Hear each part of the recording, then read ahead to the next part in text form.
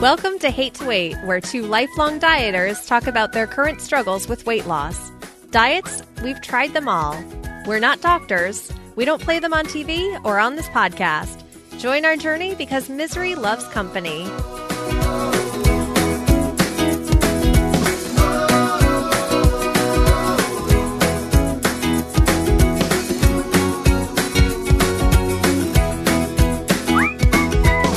Hey, working vacation girl. Oh my goodness. Hi. I was all excited to come back, being like, I'm on vacation. I did really well on vacation. For some reason, whenever I travel, I don't get hungry that much. So I thought I would come back and there would be an amazing number on the scale. Really? Yeah. Yeah, no, my body was just like, oh my God, we're somewhere new. We have to hold on to all this fat. We don't know what to do. We don't know. Maybe we won't get fed. I don't know what she's doing. She's away from the good pizza of Connecticut and New York. Like, what is she doing? I think one of the biggest problems for me used to be that would derail me would be going out to eat and not sticking to plan, or getting something that would be off plan that would kind of throw me. And then you would do that. You'd go, well, this day's shot. Bring on the sugar. And that was the other thing was I think at one point we were in the hotel room and whenever we travel, like just not having that stockpile of food like you have in your kitchen, you kind of have to stock up. And in my head, I'm just like, I don't know how to restock a kitchen for 3 days. Like, what do I do? Do I buy cinnamon and garlic powder? Like, I don't know how to restart. I don't know how to stock a fridge at all. So I ended up buying chocolate and bananas. So, I mean, maybe that's probably why. But. On the road? Yeah. Oh, okay. Yeah. Chocolate and bananas. Okay. I understand that. It was funny. I went out today, or it was actually just earlier this week. I went out with my cousin and we I had to take him somewhere. He said, can you give me a ride? So I said, sure. So he said, afterwards, let's go to lunch. We went to this one place for lunch. And for me, I'm like, okay, what am I going to eat? I'm not, doing carbs. I'm not doing bread or anything like that. I'm not doing breading. So I found a steak salad where they put they grill a steak, they cut it up, and they put it on the salad. And that looked pretty good. And then I'm like, well, what am I going to have for an appetizer? Because my eating window had opened up and I'm not waiting for them to make the salad. Good move, by the way, because it took forever to bring the salad out and whatever he was getting. So they bring out the chili and everything. So then, of course, everything comes, I don't know with you, but now everybody that talks to me about my diet. What are you eating? And they give you that look like they start to think, is that okay? Should he be doing that? Is that good for you? Because I tell them that I just, I eat once and then I eat 4 hours later and then I'm done for the day. And they said, well, you can have a little bit of carbs. I go, no, I don't want. Yeah, I eat carbs, but they're vegetables. Well, that's not good for you. I said, okay, well, if we had a nuclear, something went off and all we had to eat was, what we grew in the ground and, animals, and nobody knew how to make a bagel, then would I die? Would we all die if we didn't have bread? Would that happen? Oh, it's so crazy how I now have just this huge conspiracy theory that the government has been teaching us to just eat bread. You need bread and carbs. And I'm so anti any FDA ruling of just like, no, you need this in your diet. All this, going back to basics, going back to what our ancestors ate from the ground is bad. You need processed carbs and Pop-Tarts. Pop-Tarts are part of a balanced breakfast. You need them. That's right. So now we're having the meal. And, of course, it goes to weight. And he tells me that he went to the doctors, and they weighed him and everything. He was having a checkup. So the doctor walked out, and he looked over at the chart, and he looked in on where they wrote down the word obese. So he's like, no. He lost his mind. So the doctor come walking in. He goes, what do you mean obese? And he says, well, with your height and your weight, you fall in the obese category. And he goes, oh, well, you think I'm obese? I'll bring in my cousin and my brother. And I'm like, wait a minute, how am I getting Shrapnel Hill? Okay. I mean, all right. Yeah, all right. I'm obese too. All right. So welcome to the club. Welcome to the club. I said, just because I'm more obese than you doesn't mean you're not obese. All right. This isn't a contest. That's awful. Yeah. What does he think he's going to prove by bringing you in? So I come in, right? I waddle into the doctor's office. He goes, "Yeah, take a look at him. That right there, that is obese." Maybe he wants them to change it to not as obese as his cousin. So smiley face. Right. You know what? Let's just cross out obese on your chart and write down a little chubby. Okay. Does that make you feel better? So, I mean, is it, again, it's the word. I think it's the word. It is. The word yeah. obese. It's like, oh no, he's obese. And then when you're like me, I'm so obese, they have to add another word. It's like, he's not just obese. He's morbidly obese. Yeah, So- they're really trying to stick it to us that Right. this is terrible for you. Then what happens afterwards is they take both words away and they go, he's dead. Now, so, yeah, so I guess the fact is I'm trying to desensitize myself to all that because with me, there's a stigma to this. All right. No matter what you do, no matter where you go, whatever's going on, someone looks at you like they can look at me and say, that man has an eating problem. Right. But you can look at some people and they might, he's a closet alcoholic or, this one over here is a chain smoker. You might not be able, well, they smile, you might be able to know that, but, you don't really know. So, I mean, it just doesn't really wear it on the outside like we wear it on the outside. Yeah. No one's wearing a shirt around that says, like, crack is great. Shh, I do crack. Right. Well, my daughter used to make this stuff. It was with brownies and chocolate chips and toffee. No, I'm sorry. It was saltine crackers. Oh, toffee, yeah. And that's called crack. Yeah. And I'm telling you, it's close. I mean, I'm not out selling myself for a piece of it like a rock, but, it's close. It's very addicting. Yeah, I remember making it at one point and being like, why did I make this for no occasion? It's one of those things you have to make for other people or else you will eat the whole thing. Yes, that banana pudding. There's a way you make it where you put the vanilla wafers on the bottom. All right, I don't want to start talking about this because too close to our eating window as we do this.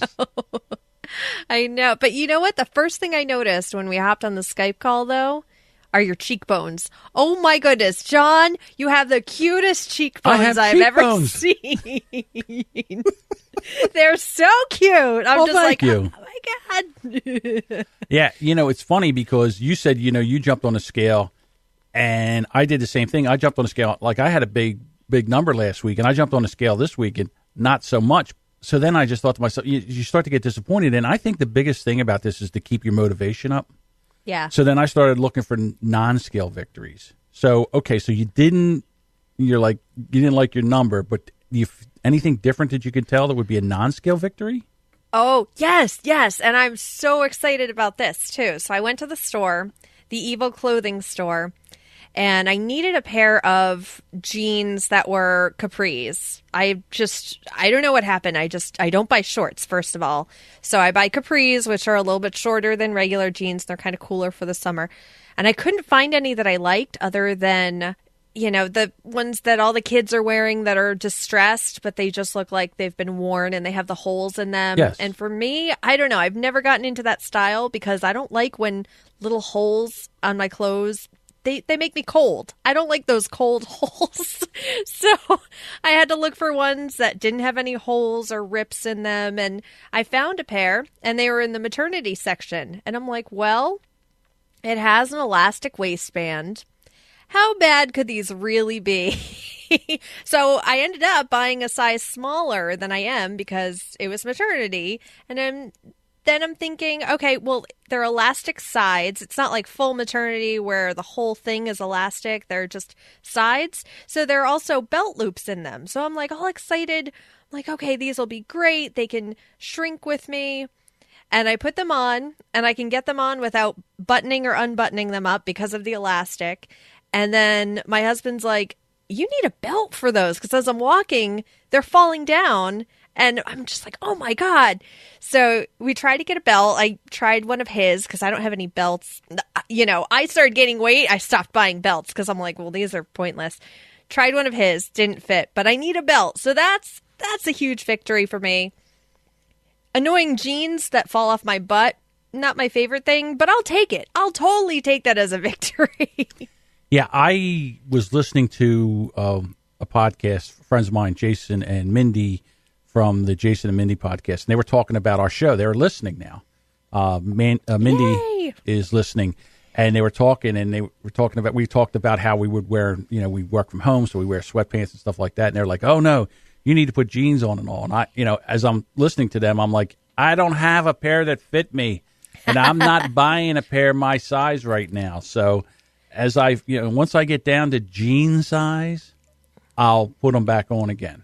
But like right now, I'm not going out and spending $150 for 3 pair of jeans that's not, that won't fit in a month and a half, Well, the nice thing about jeans, at least for females, is something that started maybe about 10 years ago.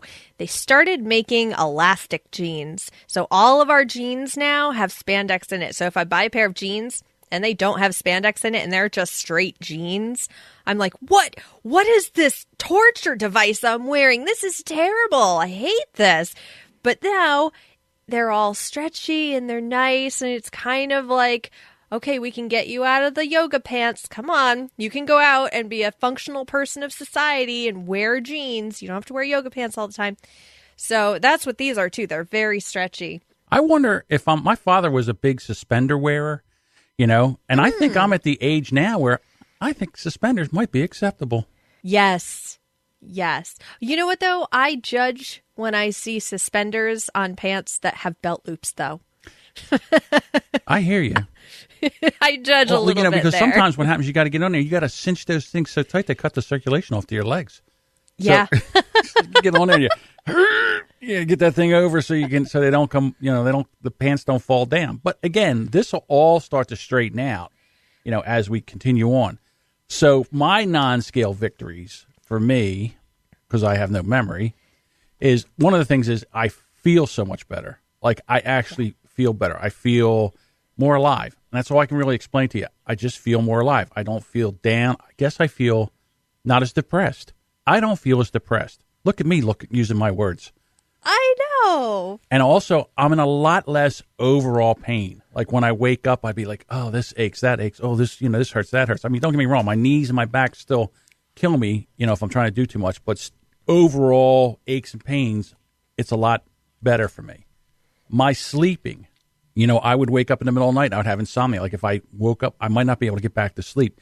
Now my head hits that pillow and I'm out. If I even get semi-vertical, horizontal, if I get semi-horizontal, I'm out.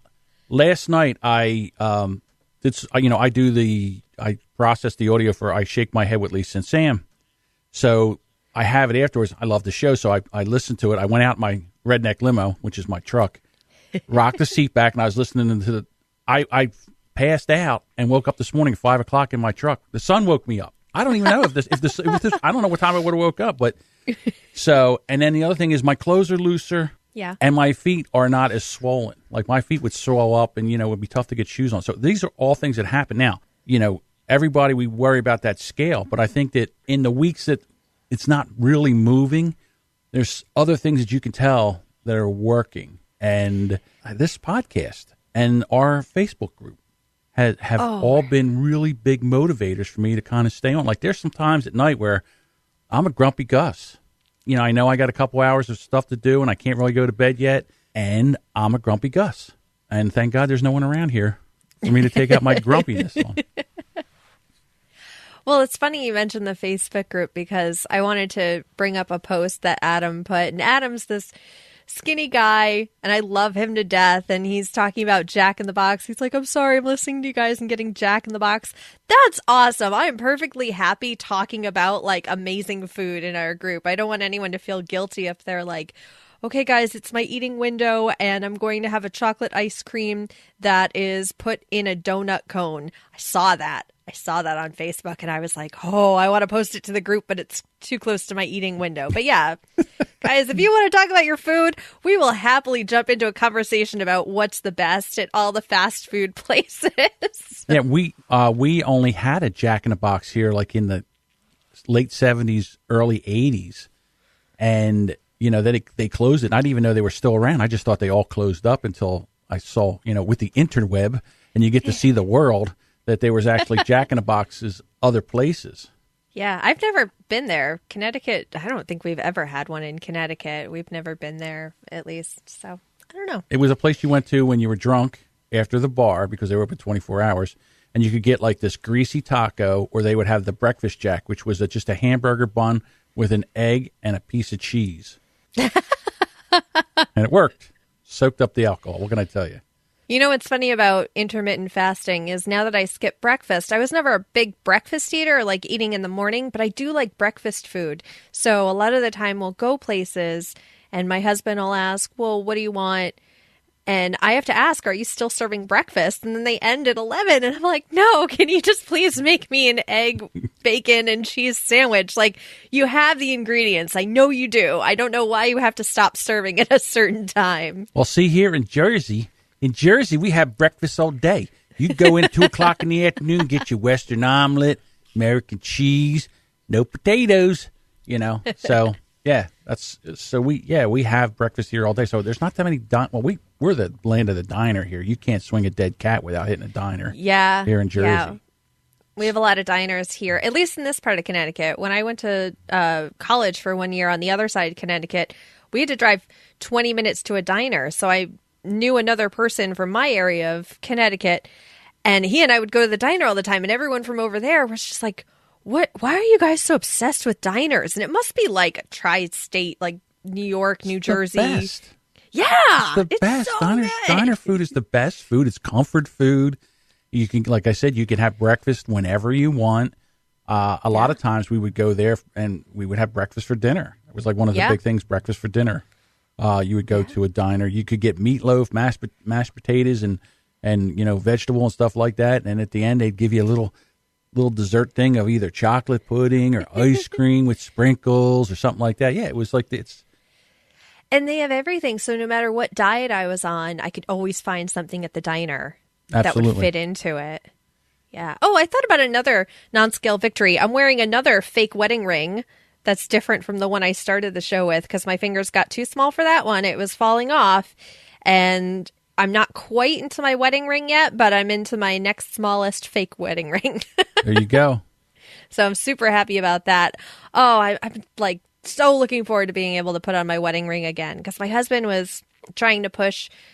He wanted to get the I'm really bad about this word. Silicone rings.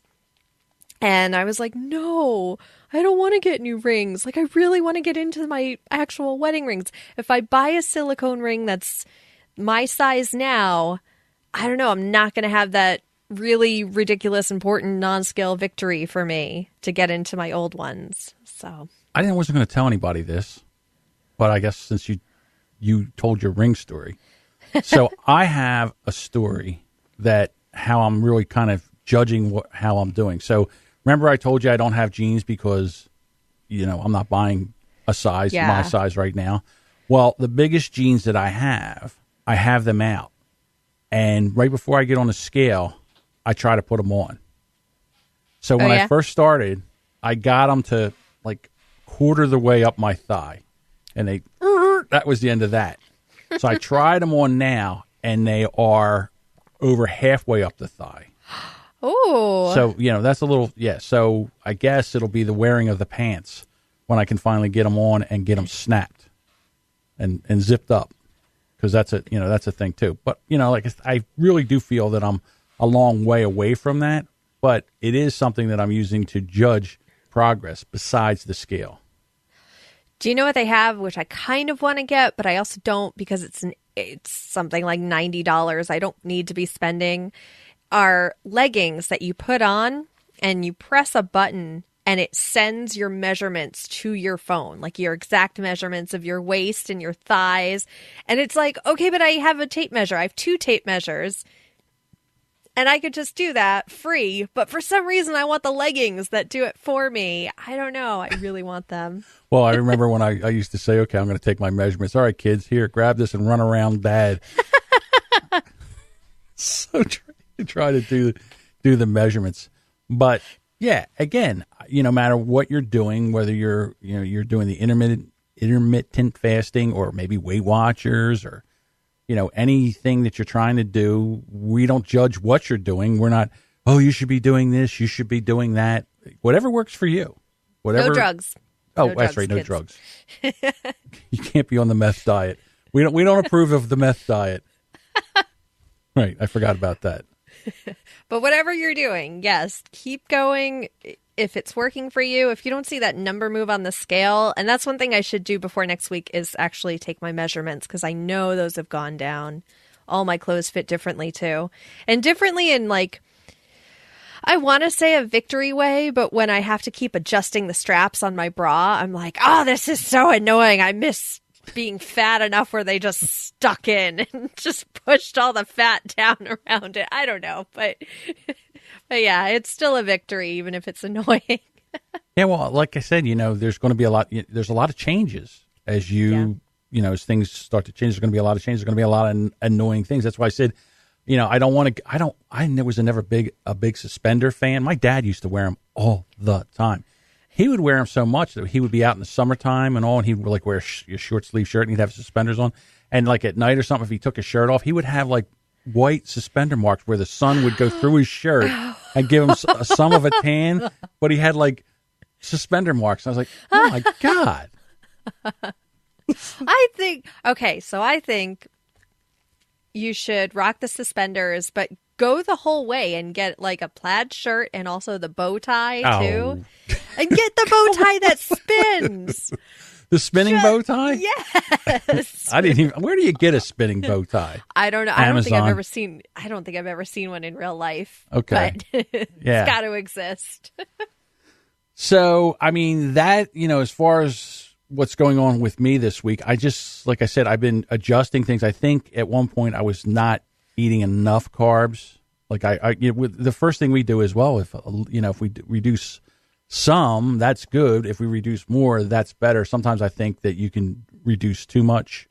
Mm-hmm. So I moved it up to about, I'm trying to eat 30 grams a day and none of it from bread or pasta or anything like that, any kind of wheat. So, and we'll see, maybe that's one of the reasons why I didn't really lose that much because I started moving it up a little bit this week. But, again, this is a long haul. I don't think that this is going to, this isn't going to be over in a month. Like I say always, I'm not trying to get my, my beach body back, maybe my beach ball body back, but that's about it. If you have a body and you go to the beach, you have a beach body. Well, that is true. I'm just afraid if I lay in there on the sand, people run over with sticks and try to roll me back into the ocean. Oh, look, come on, swim. Wait a minute. Well, I'm supposed to be on the beach. I hate the beach for two reasons, not just feeling weird in a bikini, but because I'm so pale and I can't tan. So one day I went to the beach in college with one of my friends and she was like, I hate to tell you this, but you have to put your cover up back on because the sun is just reflecting off of you and it's hitting me right in the face. What? Yeah. She actually said that? Yes. She's like, the reflection of the sun on you is going to give me a tan. It's so bright because I'm just so pale, pale as a piece of paper. So look, I hate the beach. The only reason I hate the beach is because of the sand. If they would pave the beach or concrete the beach, I would be fine with it. I just hate the sand. It gets in everything and everywhere. Yeah, that's true. It makes things very unappetizing. So if you want to have a picnic on the beach, there you go. I won't be eating much. Yeah, you got to fight off the seagulls. The sand's blowing in your food. It's wonderful. I hate fighting off seagulls. I had a bad experience with one who stole my bagel in Atlantic City once. Filthy flying rats. Seriously. Mm-hmm. Don't touch my food. That is always the rule, no matter what stage of dieting I'm at. If somebody comes, touches my food, I yell at my 1-year-old for it. He tries to take my food. I'm like, no, that's mine. That's mommy's food. Speaking of seagulls, I remember I caught one fishing one time. Oh, yeah? I went to cast my bait into the water, and as I cast it, as it was going out, a seagull came in and swooped down and grabbed it, and off he went. And I'm like, now what do I do? And I hooked that thing, and I brought him back in, and then I'm like, what do I do? So finally I said, well, I don't know what's going to happen to you, pal, and I just cut the line and let him go. But I actually, you should see me trying to fight this seagull, flipping and flopping, because he was trying to get away. and then the other thing is buddies, they came down, they were attacking him because they knew he was in trouble. That's why I don't like seagulls. Filthy birds. But the more I think about it, the more I can relate to them when I'm really hungry. And have you ever gone to a restaurant and you're just starving and you see other people with their food and they're next to you? I've done this once and I was pregnant, so I have the excuse. They got up, they left, they had chips at their table. My food wasn't there yet. I grabbed their chips and I started eating them. I didn't care. Really? Look, pregnant Emily did that. You. I don't think I've ever eaten food off of somebody else's table yet. I don't think no, I haven't done that. No. I think when people talk about their low points when they go to meetings, that might have been one of mine. But, again, pregnant. Okay. All right, 2 excuses for eating off of somebody else's table. Pregnant and drunk. Yes. I can understand that. All right, are we ready to do because everybody can't wait to find out what's going on. Are we ready? Yeah, I'm ready. Here we go.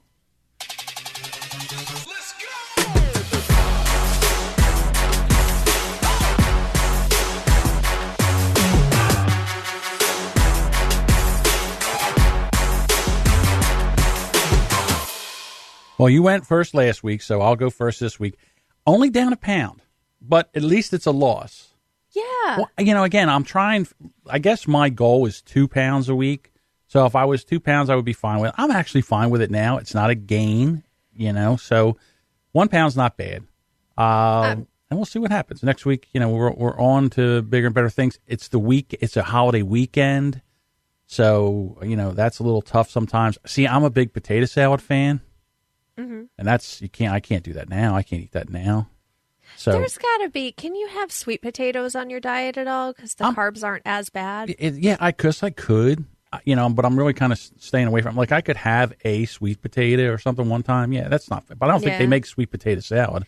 And if they made sweet potato salad, it would, I'm sure it would be, because if you're going to make sweet potato salad, you got to put brown sugar and cinnamon on it. Oh, yeah, that's true. Then it becomes a dessert. So. Yeah, but I'm just saying, it's just like one of those things where you're just going to have to suck it up a little bit, boy. You've had enough potato salad in your lifetime right now. I'm not saying you can never have it again, but you just can't have it right now. Well, what you could do is just pick up the potato, lick off all the mayonnaise, and put the potato back. That sounds so appetizing. Who was I talking to? I was listening to the Brilliant Observation podcast, and Melissa, she was out and she's doing the no carb thing, no sugar, no carb thing. And she was out and she was having soup or something. And they give you the French baguette, and she was licking the baguette and then put the baguette down. I was like, well, I guess that works. There was a time in college. This was college Emily, who was, first of all, broke and also dieting. So very broke. My friend had gotten a package of Sour Patch Kids, and she was ready to throw out the wrapper. And I was like, I wonder if this will work. Because college Emily was stupid about dieting. It was trying stupid diet hacks that she would make up. So I grabbed the wrapper from her, opened it up, stuck my nose in, got a whiff of the Sour Patch smell, moved my lips like I was chewing. And I was like, this is great. It's like Sour Patch Kids without the calories. And my friend's like, you'll look like an idiot. You look like a fucking idiot doing that. Sitting there huffing a Sour Patch bag. Yeah, that's pretty much what I was doing. Yeah, so this week I'm with you. I'm down 1 pound. Hey, that's great. I thought it would. And I should be happy. I don't know why I'm so disappointed. I would be more disappointed if the scale stayed the same than I would be if I gained weight, actually. I was thinking about this. And I'm like, if I gain weight and I'm eating the crap I'm eating, it would make sense. But if it stayed the same, I'd be like, whoa, what's going on? Oh, no, I've plateaued. I'm so worried about the plateau. Right. I'm so worried about it. Because that's my weakness. Not necessarily eating one bad thing, but it's when I plateau is when I'm just like, fuck it. Fuck this. I understand that. That's why I really started to gravitate towards the non-scale victories to say, listen, it's still working. Don't give up. And listen, if you want to come and join us at the Facebook group and you want to tell us stories, you want to come in and commiserate, we love listening to stories. We're in there to support people. And if you're having a tough time, come on in. No judgment. show us your victories or show us what you're eating because it'll give me ideas. Because when my window opens, I'm just like, oh my God, now I can eat everything and I have no idea what I want. Oh yeah, see, I still have the thing where I'm planning meals and I still have food and stuff like that. Matter of fact, one time I really didn't have food, but I knew what I was going to have. So what I did was I just ran into a supermarket and I grabbed a rotisserie chicken. Yeah. So I just came out and I had like a half a chicken and some vegetables. So that was, and I had the other half the next day. So it was, it wasn't a bad deal. There's always something, like I said, I'm looking for ways to stay on, not ways to stop. And that's still good. When you start looking for ways to say bucket, then, that's the issue. So we have one member. I don't want to out her because I didn't ask permission yet, but we have one member in the group that lost 9 pounds this week. That's so amazing. Right. That's so amazing. Wow. So congratulations. And, it's just because of this, like us coming in here talking about it. And, if Daniel Reppolz ever would want to push himself away from that calzone table, that maybe, he could join us too. Oh, can we have a special sound effect for her victory that she shared? Oh, yes. Us? Hold on. Well, we all get one of these because we all did. We did. And again, we're still sticking with it. We haven't jumped off, and so we get one of these too.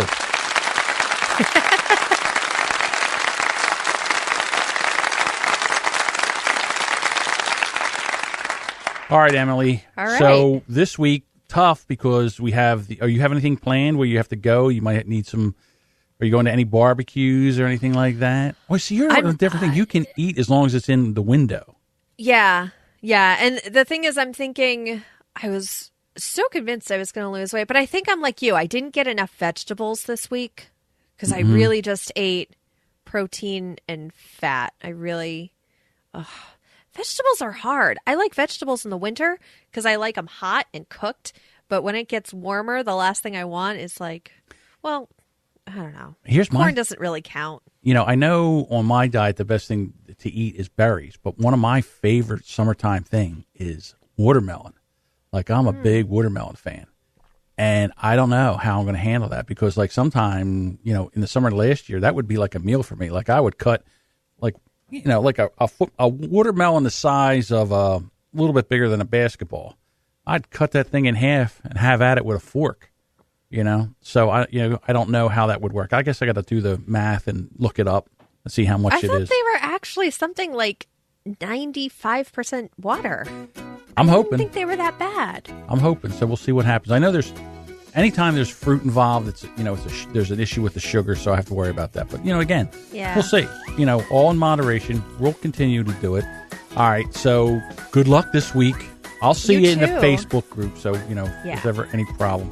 And listen, everybody, we really appreciate you coming out. I mean, the listenership is growing. I'm shocked. I can't believe that people want to come here and listen to us commiserate over this, but that's great. Thank you for being here. And if you want to join the Hate to Wait group over on Facebook, go over to the Hate to Wait discussion group on Facebook. Just search that. I'm sure you'll find it. And for more information, you can always visit hatetowait.com for show notes and links to everything we talked about. All right. Let's do it one more week, okay? All right. Let's go. We could do this.